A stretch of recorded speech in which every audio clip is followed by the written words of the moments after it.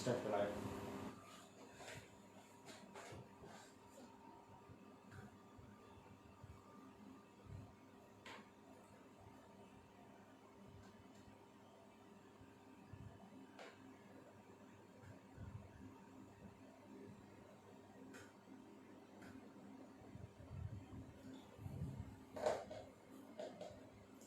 कितना बंदा आगे सब दिखाई देगा।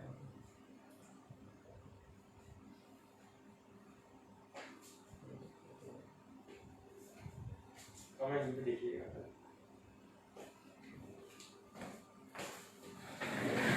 3 हो गए।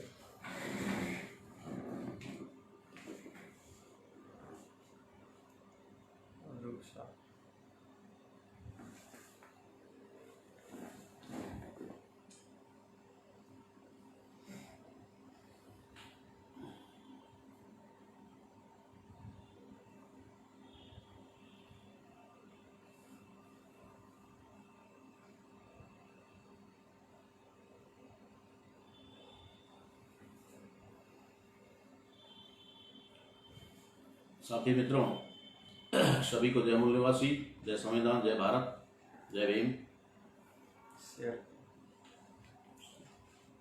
अभी आज का जो ये प्रोग्राम हम लाइव कर रहे हैं, इसके अंदर जो सब्जेक्ट हमने यहाँ रखा है आप लोगों के सामने ही है कि भारत की अर्थव्यवस्था और मूल निवासी बहुजन समाज। भारत की अर्थव्यवस्था और भारत का मूल निवासी बहुजन समाज, इसके बीच में किस तरीके का जो खेल चल रहा है उसको लेकर के हम लोग आज यहाँ चर्चा करने वाले हैं। वैसे दुनिया का एक सिस्टम है कि जो वर्ग आर्थिक रूप से कमजोर होता है उसी वर्ग को आसानी से गुलाम बनाया जा सकता है, और इसीलिए ज्योतिबा फूले का जो शोध कार्य था और उनका जो रिसर्च करने के बाद का जो निष्कर्ष था वो ये कहता है कि वित्त के अभाव में शूद्रों का पतन हुआ। शूद्र अर्थात भारत के मूल निवासी, और उनका पतन हुआ वित्त के अभाव में। हाँ, वित्त कैसे गया, वित्त को करने के लिए किस प्रकार से एक षड्यंत्र रचा गया, उसके तहत विद्या बिना मति गई, मति बिना नीति गई, नीति बिना गति यानी विकास रुका, और विकास रुकने की वजह से अर्थ धन का आना बंद हुआ। ये बात राष्ट्रपिता ज्योतिबा फूले ने कही, और उनका ये जो विश्लेषण था ये कोई साधारण विश्लेषण नहीं था। उसी के आधार पर बाबा साहब अम्बेडकर ने इस देश की अर्थव्यवस्था निर्धारित की।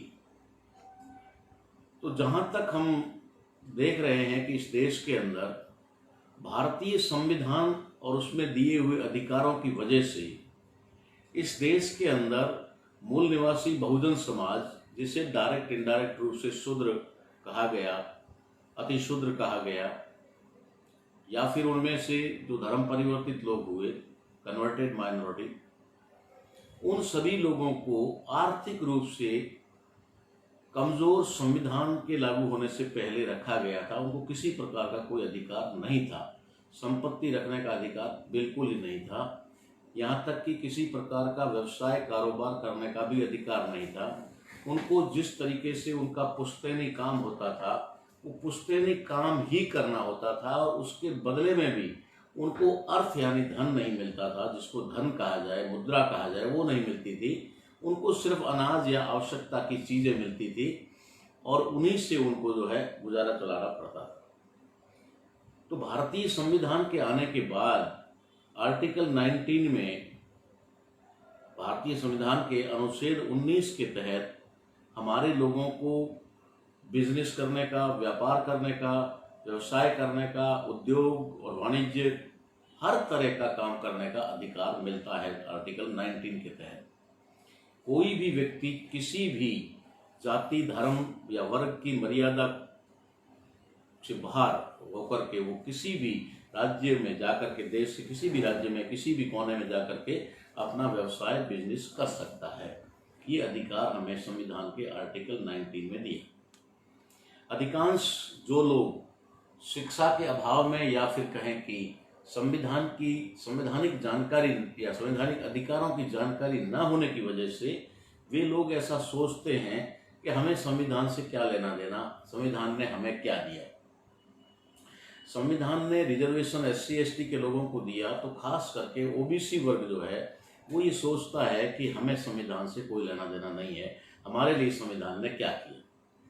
लेकिन साथियों, संविधान ने SC ST से भी पहले OBC को अधिकार दिया, जिसके तहत हम देख सकते हैं कि संविधान के आर्टिकल 340, 41 और 42 को पढ़ें तो आर्टिकल 340 जो है वो OBC के लिए आरक्षण के प्रावधान के लिए बनाया गया था, लेकिन वो किन्हीं कारणवश या फिर किसी तरह से बीच में रोड़ा आने की वजह से बाबा साहब अम्बेडकर डायरेक्ट रूप से रिजर्वेशन की व्यवस्था OBC के लिए करना चाहते हुए भी नहीं कर पाए थे। और 40 के बाद 41 और 42 में उन्होंने SC और ST के लिए प्रावधान किया। लेकिन 40 में उन्होंने राष्ट्रपति को एक आयोग बिठाने के लिए संविधान में निर्देश दिए कि वो एक आयोग बिठाएगा और जो SC ST की सूचीबद्ध लोग हैं, जातियां हैं, उनके अलावा इस देश के अंदर जो आर्थिक रूप से कमज़ोर हैं, शैक्षणिक रूप से कमज़ोर हैं, सामाजिक रूप से पिछड़े हैं, राजनीतिक रूप से पिछड़े, उन लोगों को भी रिजर्वेशन मिलना चाहिए, ऐसा उन्होंने प्रावधान किया। लेकिन हमारे दुश्मन ने बड़ी चालाकी से उन लोगों को गुमराह किया और कहा कि तुम बच्चों को पढ़ाकर क्या करोगे, तुम्हारे बच्चों को नौकरी तो मिलने वाली है नहीं, रिजर्वेशन तो सिर्फ इनको SC ST को है, SC ST के लोग ही सरकारी नौकरियों में जा सकते हैं, आप लोग सरकारी नौकरियों में नहीं जा पाएंगे। ऐसे जब उन्होंने गुमराह किया तो नौकरियां नहीं मिलेगी, इसलिए पढ़ाकर क्या करना है, ऐसा सोचते हुए हमारे OBC भाइयों ने अपने बच्चों को स्कूल से विड्रॉ कर दिया और उनको किसी काम में लगा दिया। उनमें से कुछ लोगों ने काम धंधे की खोज में उन बच्चों को अपने स्टेट से बाहर, जिसको वो अपनी लोकल भाषा में देशावर कहते हैं या फिर बाहर जिसको कहते हैं राज्य, अन्य राज्यों में जाकर के काम धंधा करने के लिए उनको भेज दिया गया। और उन्होंने जिस काम के लिए उनको भेजा गया था वह नौकरी करते करते उस कार्य के अंदर पारंगत हो गए, उसमें महारत हासिल कर ली और धीरे धीरे वे लोग उसी लाइन में आगे बढ़ गए और वे उनको संविधान के आर्टिकल 19 के तहत अधिकार जो मिला उसका फ़ायदा लेते हुए उन लोगों ने वहाँ पर अपना व्यवसाय बिजनेस स्थापित कर दिया। और उन लोगों ने बिजनेस स्थापित किया और उससे उनके पास में पैसा आना शुरू हो गया।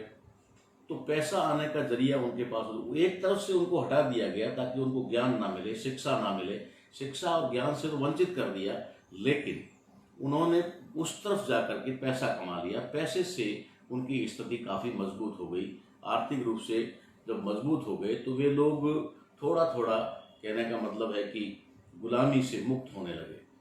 हालांकि जिसको हम धार्मिक गुलामी कहते हैं, जिसको हम लोग ब्राह्मणवादी या मनुवादी व्यवस्था कहते हैं, उससे तो वो मुक्त नहीं हो पाए, लेकिन फिर भी उनके अंदर पैसा आने की वजह से कुछ ज़िंदगी जीने का तरीका उनका बदल गया, साधन संसाधन उनके पास में आ गए और साधन संसाधनों के आने की वजह से वे थोड़े संपन्न हुए और संपन्न होकर के उन्होंने खुद नहीं पढ़ पाए तो अपने बच्चों को पढ़ाने के लिए उनको प्रेरणा मिली कि हमें भी हमारे बच्चों को पढ़ाना चाहिए और उनको डॉक्टर इंजीनियर बनाना चाहिए। तो ये सिलसिला जब आर्थिक मजबूती की वजह से शुरू हुआ तो उनके बच्चे जो है वो एजुकेशन में आगे आने लगे और डोनेशन देकर या कैसे भी करके उन्होंने बच्चों को डॉक्टर इंजीनियर बनाने का काम शुरू कर दिया। तो ये जो चीज़ है ये आर्थिक मजबूती की वजह से हुई और आर्थिक मजबूती आने की वजह से उन लोगों के अंदर स्वाभिमान भी पैदा हुआ, गुलामी से भी मुक्ति की तरफ वो आगे बढ़ने लगे, शिक्षा की तरफ भी आगे बढ़ने लगे और राजनीति में भी अपने पैर जमाने लगे। ये तमाम चीज़ें जब हमारे दुश्मन ने देखी तो उसको पता लगा कि हमने इनको शिक्षा से तो वंचित किया था, लेकिन इन लोगों ने अपनी योग्यता और काबिलियत के बलबूते पर इन्होंने आर्थिक रूप से अपनी मजबूती कर ली, सुदृढ़ हो गए और आर्थिक रूप से मजबूत होने के बाद में जब साधन संपन्न हो गए तो इन्होंने अपने बच्चों को बड़े बड़े स्कूलों में पढ़ाना शुरू कर दिया। तो हमारा जो फॉर्मूला है इनको गुलाम बनाने का वो यहाँ पर फेल हो सकता है। इसलिए उन्होंने इस देश की अर्थव्यवस्था को बिगाड़ने का कार्यक्रम शुरू किया। ये कोई अभी से नहीं चल रहा है, जब से प्राइवेटाइजेशन हो रहा है तभी से ये बात लगातार है और उसको तकरीबन देश में 35-40 साल हो गए हैं। उससे पहले भी संविधान को तोड़ने का कार्यक्रम, संविधान को तहस नहस करने का कार्यक्रम तो बहुत पहले से चल ही रहा है। लेकिन बड़े पैमाने पे ये जब शुरू हुआ कि इन लोगों को आर्थिक रूप से कमज़ोर कैसे किया जाए, तो करते करते करते उन्होंने प्राइवेटाइजेशन का सहारा लेकर के, क्योंकि दुनिया में कहीं भी जब बहुसंख्यक लोगों को आर्थिक रूप से कमज़ोर करना होता है या उनकी जो माली हालात है वो बिगाड़नी होती है, उन्हें हैंड टू माउथ करना होता है, तो उसके लिए एक सिस्टम है कि जो देश का अर्थतंत्र है, जो अर्थव्यवस्था है, या फिर कहा जाए कि जो धन है, संपत्ति है, संपदा है, वो कुछ चुनिंदा लोगों के हाथ में दे दी जाए।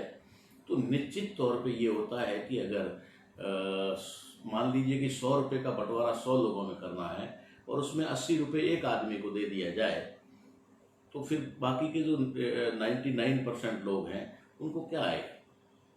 वो लोग अपने आप ही कमज़ोर हो जाएंगे। तो यही स्थिति इस देश के अंदर ये जो प्राइवेटाइजेशन के तहत की जा रही है, ये आर्थिक रूप से कमज़ोर करने के लिए की जा रही है। जिस तरीके से उन्होंने आर्थिक रूप से कमज़ोर करने का कार्यक्रम चलाया, उसी का हिस्सा ये भी एक कोरोना काल भी है जो 1 साल से कंटिन्यू चल रहा है।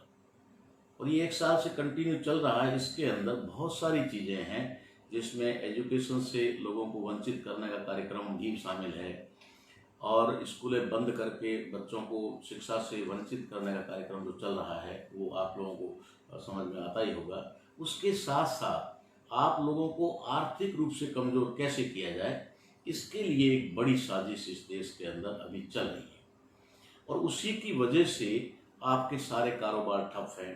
बार बार आप लोगों को कर्फ्यू या टाइम निर्धारित करके, यानी कि जिस समय आपके धंधे का टाइम होता है उस समय आपको दुकान बंद रखना होगा, अपना व्यवसाय बंद रखना होगा, और जिस समय आपको धंधे का टाइम नहीं है उस समय अगर खोलने का समय भी दिया जाए तो उससे कुछ नहीं। लेकिन कुल मिलाकर के ये कहा जा सकता है कि आप लोगों को आर्थिक रूप से कमज़ोर करने का कार्यक्रम है।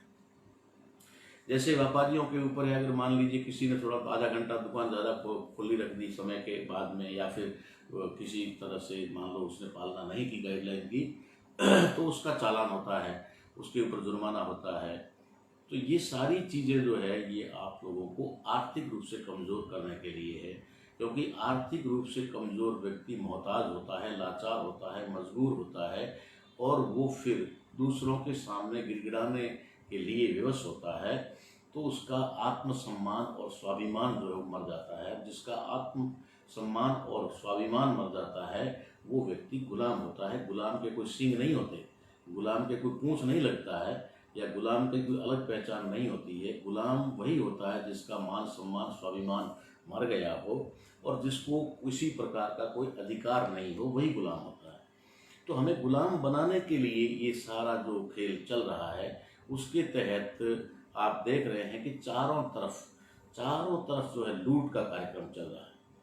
चाहे वो आपकी इस संकट काल में आपके इलाज को लेकर के हो, अस्पतालों में जो लूट चल रही है, बेड को लेकर चल रही है, ऑक्सीजन को लेकर चल रही है, या फिर इंजेक्शंस को लेकर के चल रही है, दवाइयों को लेकर चल रही है, ये तमाम जो लूट चारों तरफ मची हुई है, ये लूट आपको आर्थिक रूप से कमज़ोर करने के लिए चल रही है और इसी के तहत आपको आर्थिक रूप से तोड़ दिया जाएगा, कमज़ोर कर दिया जाएगा। फिर आपके पास में इनकम के रिसोर्सेज बहुत ही कम है या फिर बंद कर दिए गए हैं, तो फिर से आपकी आर्थिक स्थिति जो है वो कई सालों तक कभी मजबूत होने वाली नहीं है और आप बेबस हो जाएंगे, मजबूर हो जाएंगे। मैं कई बार कहा है मैंने कि आप लोगों की ऐसी स्थिति भी आ सकती है कि आपको सिर्फ और सिर्फ जिंदा रहने के लिए और भोजन के लिए काम करना पड़ेगा। दिहाड़ी मजदूरी या फिर आपकी जो वेजेज है उसको आप छोड़िए, उसकी तो कल्पना ही मत करिए। आपको अगर जिंदा रहना है, जैसे फॉर एग्जांपल कि इस समाज के अंदर उन सम्मानीय लोगों को जो इस देश के मूल निवासी समाज के लोग हैं, उन लोगों को घृणित से घृणित कार्य करने के लिए मजबूर किया गया। कोई भी व्यक्ति का शौक नहीं होता है मैला उठाना, किसी व्यक्ति का शौक नहीं होता है कि नाली साफ करना, किसी व्यक्ति का शौक नहीं होता है किसी का जो है शौच उठाना या साफ करना, किसी का शौक नहीं होता है कि वो मरे हुए जानवरों का जो है बाहर फेंके या फिर उनका चमड़ा उतारे या फिर कहे कि उनका मरे हुए जानवरों का मांस भी खाए। ये कोई भी शौक से नहीं करता है, किसी का भी शौक नहीं हो सकता। ये सिर्फ और सिर्फ मजबूरी थी। उन लोगों को जिंदा रहना था और जिंदा रहने के लिए उन लोगों को कहा गया कि ये कार्य करेगा तो ही तुझे भोजन मिलेगा या पानी मिलेगा, तभी तेरे को ये दिया जाएगा, नहीं तो नहीं दिया जाएगा। तो उसे जिंदा रहने के लिए वो दुनिया का सबसे घटिया काम जो है वो करना पड़ा, ये मजबूरी थी। तो ठीक वैसे ही एक समय वापस ऐसा आने वाला है कि आप लोग चाहे अभी अपने आप को क्या मान रहे होंगे, बड़े व्यापारी मान रहे होंगे, बिजनेसमैन कह रहे होंगे, या फिर छोटे मोटे व्यापारी कह रहे होंगे, या फिर कोई अपने कला हुनर से कह रहा होगा कि मैं अपने बलबूते पर ही अपना चला लूँगा। लेकिन चला तो तब पाओगे ना जब आपके पास में अवसर होगा। आपके अवसर ही छीन लिए जाएंगे, अपॉर्चुनिटी ही आपके पास नहीं बचेगी, तो निश्चित तौर पे आप विवश और मजबूर हो जाएंगे। और विवश और मजबूर आदमी कुछ भी करने को तैयार हो जाता है। ये यहाँ की आर्थिक स्थिति की बात बता रहा हूँ आपको, जिसके तहत चारों तरफ एक तो जो है वो एक भयावह वातावरण निर्माण किया जा रहा है, और साथ ही साथ जहाँ पर भी देखो एक लूट मची हुई है। जैसे फॉर एग्जांपल मैं बहुत पहले कहता था, लेकिन अभी इसकी बात भी हम करें तो जैसे हेलमेट है, पहनना चाहिए, सुरक्षा के लिए है, गलत बात नहीं है। सीट बेल्ट गाड़ी का है, लगाना चाहिए, वो भी एक सुरक्षा की बात है, होना चाहिए। लेकिन आप लोगों ने देखा होगा, जो मेरा विश्लेषण है उसके आधार पर आपको बता रहा हूँ कि हेलमेट की और सीट बेल्ट की जांच और चालान वहीं पर होता है जहां उसकी आवश्यकता नहीं होती। जैसे कि आप शहर में आ गए और शहर में आपकी गाड़ी की स्पीड है जो वो 20 से 25 ज़्यादा से ज़्यादा रहेगी, इससे ज़्यादा नहीं हो सकती। वहाँ आपको अगर आपने सीट बेल्ट नहीं लगाया हुआ है तो आपको चालान होगा। लेकिन जैसे ही आम लोगों की भी मानसिकता ये है और नियमों को लागू करने वालों की भी मानसिकता ये है, जैसे ही वो हाईवे पर गाड़ी चढ़ती है और वहाँ जब स्पीड गाड़ी की जो है वो 120 के आसपास हो जाती है, 140 हो जाती है या 100 से ऊपर हो जाती है, जिस समय उसको सीट बेल्ट की आवश्यकता होती है उस समय वो सीट बेल्ट को खोल करके साइड में कर देता है। और जैसे ही वो शहर के नज़दीक आता है या पुलिस पॉइंट को देखता है तो तुरंत ही खींच करके वो लगा देता है, जिस समय उसकी आवश्यकता उसको नहीं है, क्योंकि गाड़ी की स्पीड जो है वही 20-25 है प्रति किलोमीटर है घंटा। तो कहाँ आवश्यकता है और कहाँ नहीं है, वो लगाता इसलिए है कि चालान हो जाएगा, और वो चालान इसलिए कर रहा है, गलत जगह कर रहा है, जबकि वो चालान होना चाहिए हाईवे पर। हाईवे पर अगर गाड़ी स्पीड में जा रही है, उसकी सीट बेल्ट नहीं है, तुरंत गाड़ी को रुकवा करके वहाँ चालान होना चाहिए।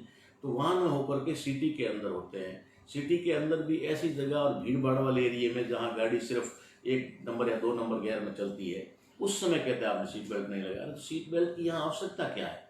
यहाँ आवश्यकता नहीं है, लेकिन जहाँ आवश्यकता है वहाँ कोई नहीं लगाता, सिर्फ चालान के लिए। तो ये जो नियमों को लागू करवाने वाले जो लोग हैं, वे लोग भी, उनका भी उद्देश्य एक ही होता है कि सिर्फ पैसा बटोरना है, इन लोगों को फाइन करना है, इन लोगों के चालान करना है, इसी के अलावा कुछ भी नहीं होता है। और अगर चालान से बचना है, थोड़ा बहुत उनकी जेब में चला जाएगा और तो क्या, लेकिन आप लोगों की जेब से जरूर जाएगा, पूरा नहीं तो आधा जाएगा।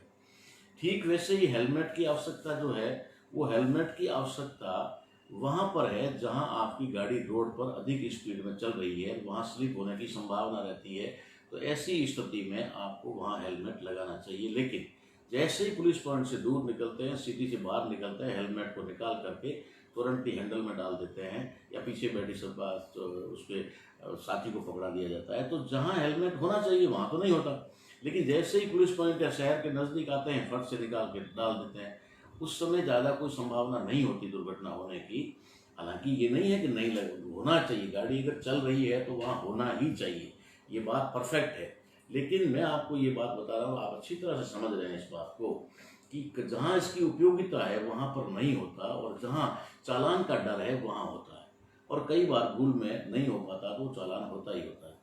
ठीक वैसे ही आज की अभी समय में देखा जाए तो मास्क एक ऐसी चीज हो गई है कि आदमी सीट बेल्ट खींचे या ना खींचे पुलिस को देखकर, मोटरसाइकिल वाला हेलमेट पहने या ना पहने कोई फर्क नहीं पड़ता, वो भी नहीं देखते कि पहना हुआ है या नहीं पहना हुआ है। लेकिन अगर मास्क लगाया हुआ नहीं है तो तुरंत ही वो गले में टंगा हुआ मास्क भी ऊपर खींच लेगा, या फिर पुलिस वाले उसको देखते ही फटाक से रोक देंगे मास्क कहाँ है। मास्क की उपयोगिता ही ठीक हेलमेट और सीट बेल्ट की तरह ही है, जहाँ पर होनी चाहिए वहाँ नहीं होती है। आपको मास्क की आवश्यकता तब पड़ती है जब आप किसी संक्रमित एरिया में जाते हैं, जैसे हॉस्पिटल के एरिया में आप हैं, वहाँ पर कई प्रकार के जो है बीमार लोग वहाँ आते हैं, पेशेंट आते हैं, उनके संक्रमण से बचने के लिए खास करके जो लोग स्वास्थ्य कर्मी लोग होते हैं, डॉक्टर या नर्सिंग स्टाफ, उन लोगों के लिए अनिवार्य होता है, क्योंकि वे लोग कई संक्रमित लोगों के संपर्क में आते हैं। दूसरी बात है कि जहाँ पर ज़्यादा भीड़ भाड़ का मामला है या फिर इस तरीके का माहौल बना हुआ है, वहाँ पर आपको थोड़ी देर के लिए उससे बचने के लिए आपको मास्क लगाना चाहिए, ये अच्छी बात है। लेकिन क्या लगातार 24 घंटे या फिर 24 में भी कहें तो 12 घंटे तक, 18 घंटे तक अगर मास्क लगा कर रखोगे तो ये आपको नुकसानदायी तो है ही है, लेकिन आप क्यों लगा रहे हैं, इतना अनिवार्य क्यों किया जा रहा है? मैं तो कह रहा हूँ कि पुलिस कर्मियों को भी और प्रशासनिक अधिकारियों को भी ऐसे पॉइंट चिन्हित कर देने चाहिए कि जहाँ पर ज़्यादा भीड़ भाड़ है वहाँ लोगों को मास्क लगाकर ही प्रवेश दिया जाए। जैसे बैंक में कहीं भीड़ भाड़ है, हॉस्पिटल में भीड़ भाड़ है, कहीं सरकारी दफ्तर है वहाँ पर भीड़ भाड़ है, तो वहाँ मास्क लगाना चाहिए। लेकिन सड़क पर आदमी फर्राटे से जा रहा है, गाड़ी के ऊपर जा रहा है, बाइक पे जा रहा है, या गाड़ी में बंद गाड़ी में अपने शीशे बंद करके जा रहा है, बड़ा मास्क जो लगा हुआ है उसके चारों तरफ गाड़ी का कवर लगा हुआ है, गाड़ी के शीशे बंद है, उसको नहीं मान करके बंद गाड़ी के अंदर बैठे हुए व्यक्ति को रोका जाता है, कहा जाता है कि ये आपने मास्क नहीं पहना। ये क्या है?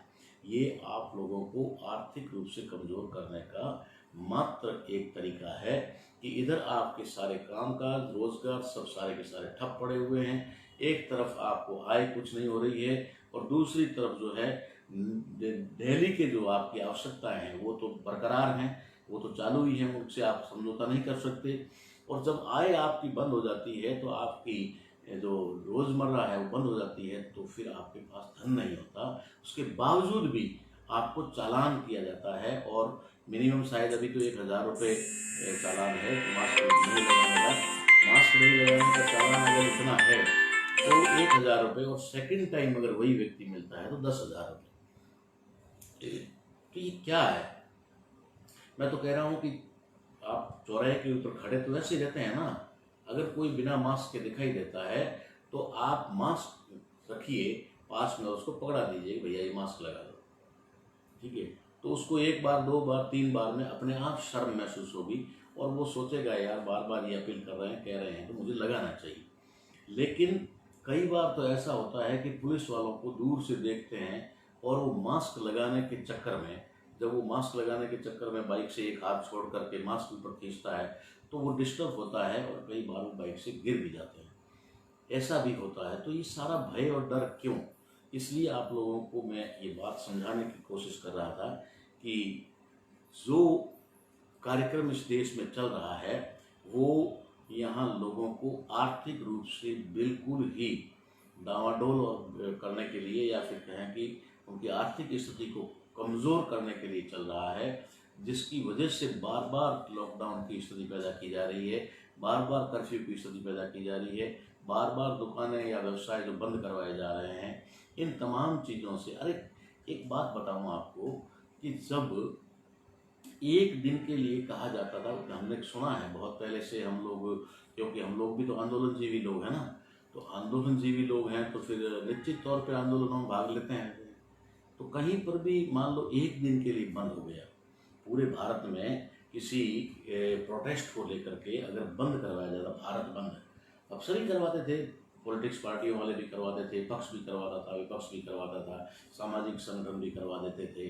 तो वे तमाम लोग जब एक दिन के लिए भारत बंद या किसी शहर विशेष को बंद या फिर राज्य को बंद करने का जब कार्यक्रम करते थे, तो उससे दूसरे ही दिन अखबारों में, टीवी चैनलों पर और खबर जो है उसके माध्यम से आती थी, न्यूज़ चैनलों के वगैरह के माध्यम से, कि एक दिन भारत बंद होने से, एक दिन राज्य बंद होने से इतने करोड़ का नुकसान हुआ, इतने करोड़ का जो है नुकसान हुआ, ये बात आती थी।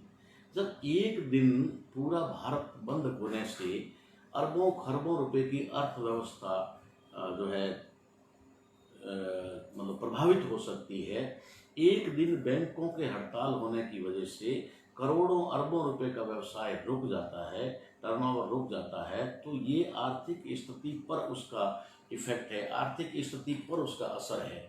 तो ये जो आर्थिक स्थिति पर असर है, इसको एक दिन में इतना प्रभावी हो सकता है, तो लगातार आप एक एक महीने, दो दो महीने और छः छः महीने के लिए इस तरीके की गाइडलाइन जारी करके लोगों की आर्थिक स्थिति पर हमला कर रहे हो, तो क्या ये मानवता है, या फिर ये एक किया सोची समझी साजिश के तहत किया जाने वाला कार्य है?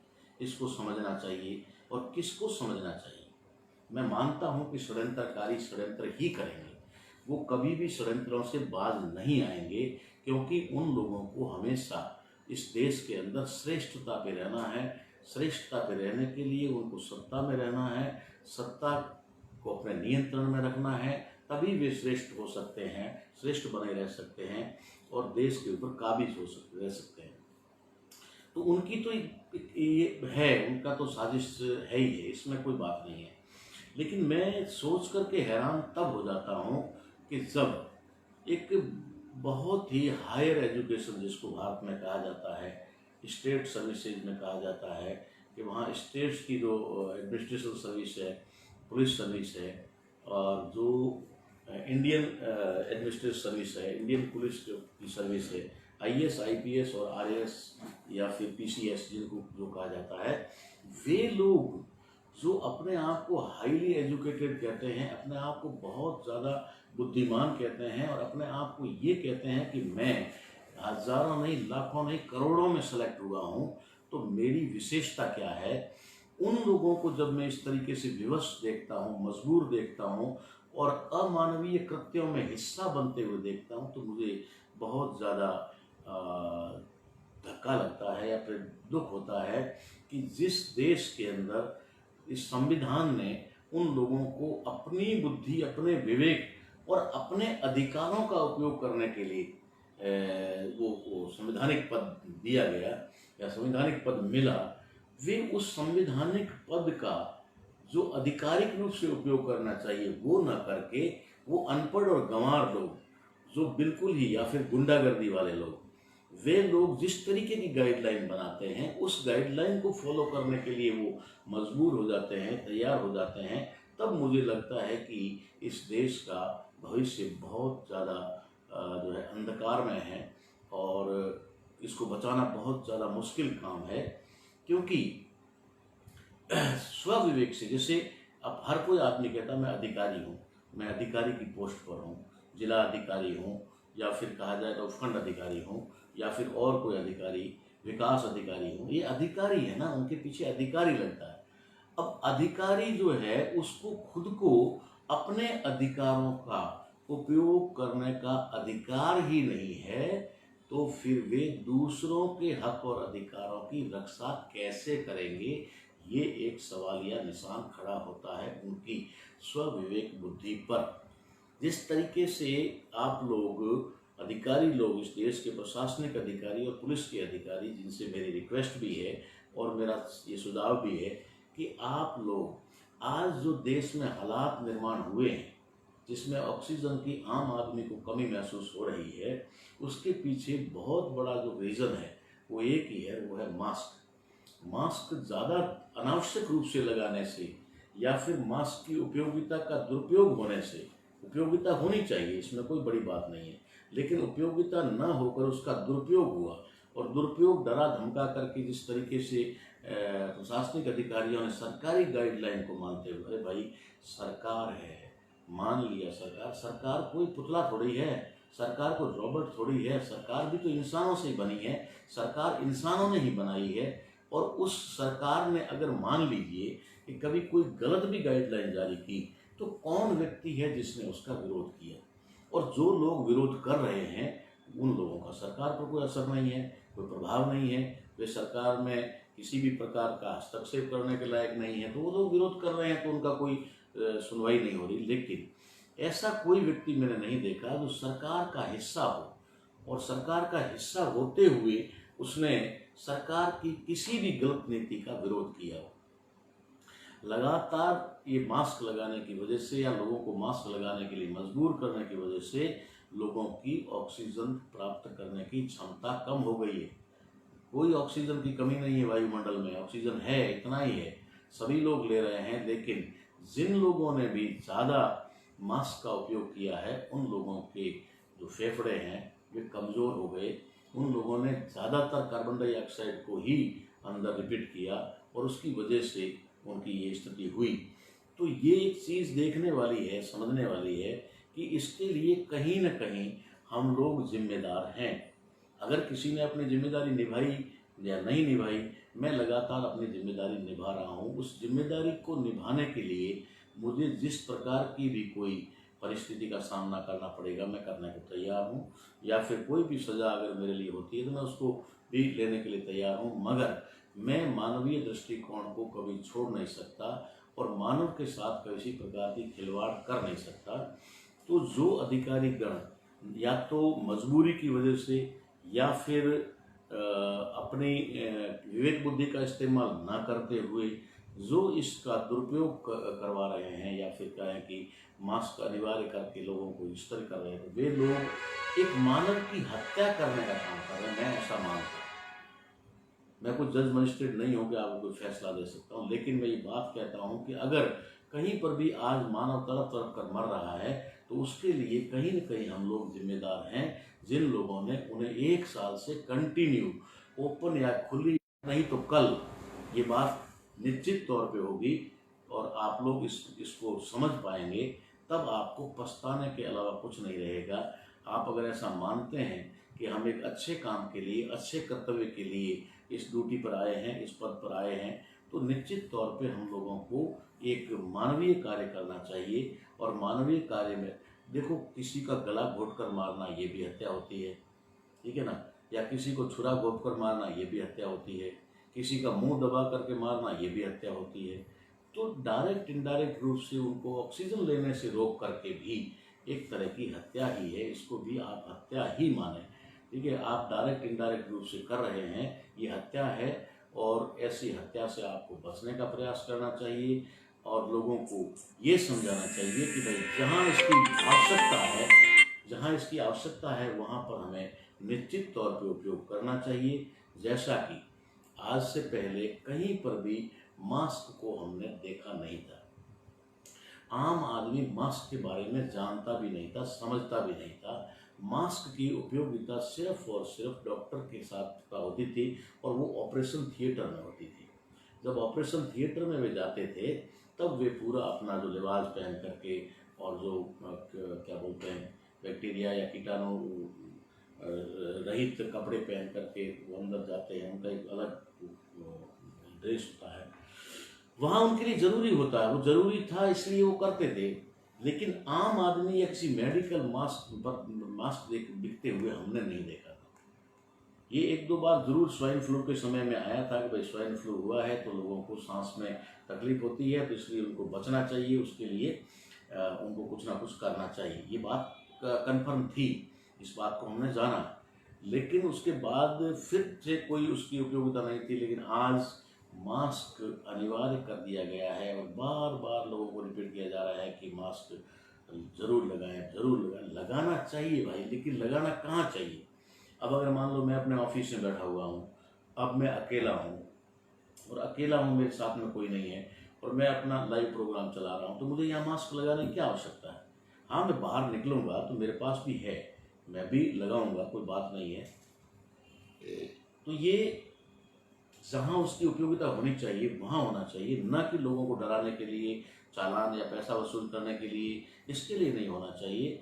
लोगों को समझाना चाहिए। और वह जहाँ जहाँ पर भी ऐसी जगह है वहाँ पर, मान लो शादी का माहौल है, शादी में लोगों को जाना है, तो वहाँ एक अनिवार्य कर दिया जाए कि बाहर एक टेबल होगी, उस टेबल के ऊपर सैनिटाइजर होगा और उसी के साथ साथ जो है मास्क पड़े होंगे, रखे होंगे, वहाँ जो भी व्यक्ति जाएगा उसके पास अगर मास्क नहीं है तो वो अपना मास्क वहाँ से उठाएगा, ले करके जाएगा। जैसे देखा ना गुरुद्वारों में लोग जाते हैं, मस्जिद में मज़ार पे लोग जाते हैं, तो वहाँ नंगे सिर नहीं जाने दिया जाता है। तो बाहर एक काउंटर लगा होता है, वहाँ रुमाल होते हैं रखे हुए, और वे लोग वहाँ उनको रुमाल देते हैं, भाई साहब इस सिर पे रख के जाओ अंदर। तो ऐसा होता है, ये होना चाहिए। तो जहाँ उसकी आवश्यकता है वहाँ होना चाहिए। लेकिन आप आम सड़क पर जहाँ वो अकेला बाइक पे जा रहा है, अपनी गाड़ी में जा रहा है, अपनी गाड़ी के शीशे बंद है, और वहाँ रोक करके आप चालान करोगे कि आपने मास्क नहीं लगाया, तो उसका क्या उपयोगिता है भाई? इसका मतलब ये नहीं है कि आप लोग इस तरीके से करें। उनको आप आर्थिक रूप से भी मार रहे हो और उनको आप शारीरिक रूप से भी मार रहे हो।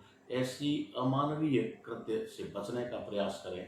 आप अधिकारी हैं, आपके अंदर सूझबूझ है, आपको पूरी जनता फॉलो करती है, आपकी जनता इज्जत और कदर करती है, आपके आदेश की पालना करती है, तो फिर निश्चित तौर पे आप लोगों को उन लोगों की मदद करनी चाहिए। आप अधिकारी हैं भी तो उन्हीं लोगों की रक्षा के लिए है, उन्हीं लोगों के हित के लिए हैं, उन्हीं लोगों के अधिकारों को बचाने के लिए है, उन्हीं लोगों के हक और अधिकार कायम रखने के लिए है, उनको दिलाने के लिए है। तो आप लोगों को इस बात को थोड़ा गंभीरता से लेना चाहिए।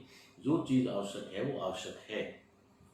जैसा कि हमने कहा है कि बीमारी है, लेकिन ये बीमारी शरीर में लोगों के कम है और मतलब उसके मस्तिष्क में ज़्यादा है।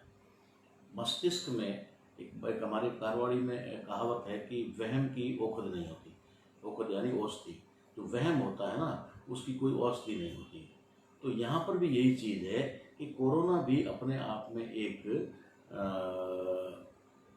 जो है वहम है।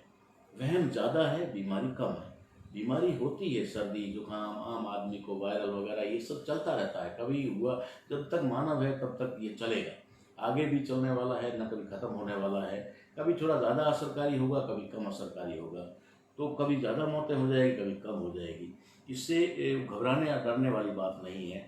निश्चित तौर पे जो इंसान पैदा हुआ है उसे किसी न किसी बहाने से मरना है। कोई किसी की किडनी फेल हो जाती है लास्ट में, किसी का हार्ट फेल हो जाता है, किसी के लीवर खत्म हो जाते हैं, कुछ ना कुछ होकर के ही मरना होता है। तो निश्चित तौर पे जो कमज़ोर लोग हैं शारीरिक रूप से, उनके ऊपर ये असर होता है। तो उनको शारीरिक रूप से कमज़ोर लोगों को भी अपना विल पावर मजबूत रखना चाहिए, अपना जो है स्टेमिना मजबूत रखना चाहिए, ताकि वे अपने आप को मानसिक रूप से कमज़ोर न समझें। और मानसिक रूप से अगर कमज़ोर समझेंगे तो निश्चित तौर पे आपके शरीर पर जितना इफेक्ट उसका नहीं होगा, उससे कई गुना इफेक्ट आपके मानसिक उसकी वजह से हो जाएगा। इसलिए आप इस वहम को अंदर न रखें इतना। और जिस तरीके से एक माहौल क्रिएट किया जा रहा है, चारों तरफ एक भयावह वातावरण बनाया जा रहा है, वो भी आप लोगों को मारने के लिए ही बनाया जा रहा है। शायद उसके पीछे उन लोगों की क्या मंशा है वो तो हम लोग नहीं समझ पा रहे हैं अभी तक। लेकिन इतना ज़रूर है कि ये इस देश के अंदर एक वर्ग विशेष के खिलाफ चलाया जा रहा है, एक षड्यंत्र है, और उस वर्ग विशेष के लोगों के द्वारा चलाया जा रहा है। वे लोग हर हालत में इस देश के आम नागरिक को, जिसको मूल निवासी बहुजन समाज कहा जाता है, उनको आर्थिक रूप से, शैक्षणिक रूप से और राजनीतिक रूप से कमज़ोर करना चाह रहे हैं, और कमज़ोर करके ही गुलाम बनाया जा सकता है। ये बात मैं आपको समझाने के लिए आज यहाँ आपसे रूबरू हुआ था। और अभी जो लाइव हमारा चल रहा है, इसके अंतर्गत मैं यही संदेश देना चाहता हूँ आप लोगों को कि जो जनता है, आम आदमी है, आम आदमी मत बनो, आम आदमी भी मत बनो और जनता भी मत बनो। आप नागरिक बनो, इस देश के नागरिक बनो। जब आप देश के नागरिक बनोगे तो आपके अंदर एक अपने आप एक स्वाभिमान पैदा हुआ कि मैं इस देश का नागरिक हूँ, मैं इस देश का सिटीजन हूँ। तो जब नागरिकता का आपके अंदर आएगा तो ताकत आएगी, बल आएगी। और जब नागरिक होता है तो वो किसी से भी सवाल पूछ सकता है, चाहे वो नेता हो, चाहे अधिकारी हो, या चाहे किसी भी प्रकार का कोई भी इस देश के अंदर। उसको सवाल पूछने का तभी उसके अंदर जहन में आएगा जब वो अपने आप को नागरिक मानेगा। जब वो अपने आप को प्रजा मानता रहेगा, तो प्रजा तो राजा की गुलाम होती है। प्रजा और राजा ये शब्द है ना, आपस में शब्दों का मैं बार बार कहता हूँ, शब्दों में बहुत ज़्यादा षड्यंत्र है। ये प्रजा कहना, ये जनता कहना, ये शब्द भी अपने आप में आपको एक एहसास करवाते हैं कि हमारा भी कोई राजा है। हम प्रजा हैं तो हमारा भी कोई राजा है, और राजा जो है वो प्रजा का मालिक होता है। जबकि लोकतंत्र में और भारतीय संविधान के अनुसार जिसको आप चुन करके भेजते हैं वे राजा नहीं होते हैं, वे आपके गुलाम होते हैं, वे आपके दास होते हैं, वे आपके अधिकारों की रक्षा करने के लिए वहाँ पर होते हैं, न कि आपके अधिकारों को ख़त्म करने के लिए। तो जब तक आप अपने आप को नागरिक नहीं मानोगे तब तक आप प्रजा बने रहोगे, और प्रजा जब तक बने रहोगे तब तक आप राजा के गुलाम रहोगे। राजा जैसा निर्देश देगा वैसा निर्देश आप मानते रहोगे। आप नागरिक बनो, नागरिक बन करके लोगों से सवाल करो, अधिकारियों से सवाल करो। जिस तरीके से मैं ओपनली आकर के सवाल कर रहा हूँ, उनका पूरा सम्मान करते हुए, उनकी पूरी इज्जत करते हुए, क्योंकि वे अधिकारी हैं, उनको इज्जत मिलनी चाहिए और हम देते भी हैं।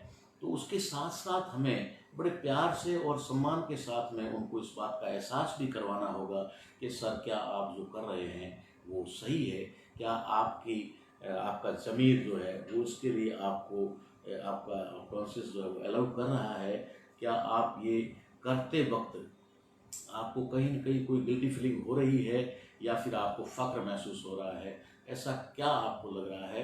ये बात उनसे पूछनी चाहिए, और ये पूछने की ताकत आप में जब तभी आएगी जब आप अपने आप को नागरिक मानोगे। नागरिक मानोगे तो आपको एहसास होगा कि मैं नागरिक हूँ। तो नागरिक हूँ तो कहाँ का नागरिक हूँ, ये आएगा। कहाँ का नागरिक हूँ, पाकिस्तान का तो नहीं, भूटान का तो नहीं, ब्रह्मा का तो नहीं, मैं भारत का नागरिक हूँ। जब आप में नागरिकता आएगी, जब आपके अंदर किसी भी अन्य कोई भी चीज़, मान लीजिए आप कास्टिज्म पे आ जाएंगे तो आप एक कास्ट तक सीमित हो जाएंगे या उसके रिप्रेजेंटेटिव हो जाएंगे। आप पॉलिटिकल पार्टी तक आएंगे तो एक पार्टी के उसके बन के रह जाएंगे। अगर आप किसी वर्ग विशेष से आते हैं तो उसके बारे में आप SC ST या OBC बन के रह जाएंगे। और अगर आपने मान लीजिए कि ये मान लिया कि मैं किसी संगठन से हूँ तो उस संगठन विशेष से आप माने जाएंगे। लेकिन जब आप अपने आप को नागरिक मानेंगे तो एक बहुत बड़ा दायरा आपका बन जाएगा कि मैं नागरिक हूँ। तो कहाँ का नागरिक हूँ, भारत का नागरिक हूँ। राजस्थान का कोई नागरिक नहीं होता, पंजाब का कोई नागरिक नहीं होता। नागरिक जो होता है, सिटीजन जो होता है, वो भारत का होता है, भारत का सिटीजन होता है।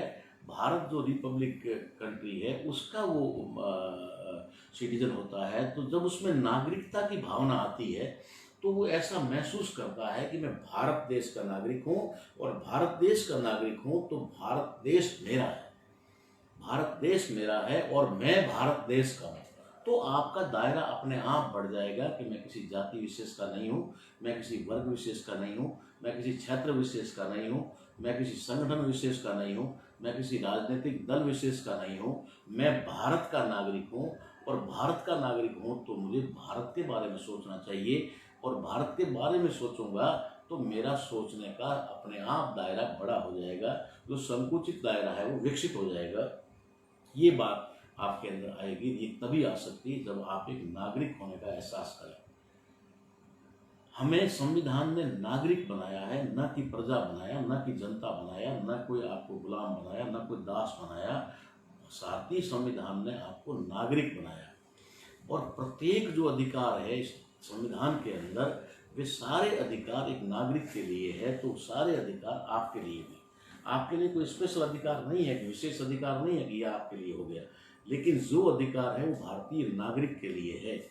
तो भारतीय नागरिक बनने का प्रयास करें, भारतीय नागरिक बन करके इस प्रकार की गलत नीतियों का विरोध करें, और गलत नीतियों का विरोध करते हुए अपने आप को, देश को, समाज को बचाने में अपनी भागीदारी निभाएं।